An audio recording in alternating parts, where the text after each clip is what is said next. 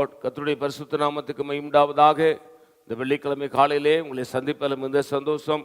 இந்த நாளுடைய ஆசீர்வாதத்துக்கு அவர் வேத பகுதி வாசிப்போம். அது உபாகம் 31:8.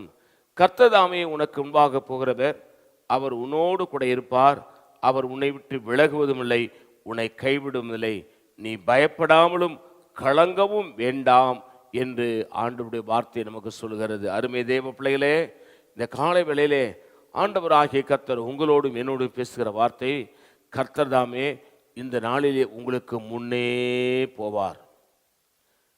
அவர் உங்களோடு கூட இருப்பார், உன்னை விட்டு விலகுவதும் இல்லை, உன்னை கைவிடுவதும் இல்லை.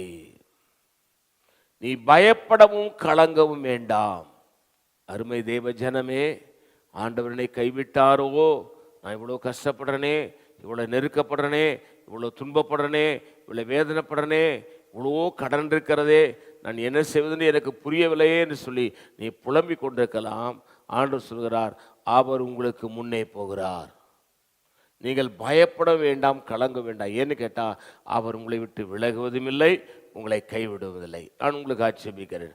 பரிசுத்த பிதாவே, நீ எங்களோடு என்னோடு பேசின நல்ல வார்த்தைகளுக்காக ஸ்தோத்திரம். இந்த வார்த்தையினுடைய ஆசீர்வதியும் இயேசு நாமத்தில் பிதாவே, ஆமேன். God bless you. கர்த்தர் உங்களை ஆசீர்வதிப்பாராக.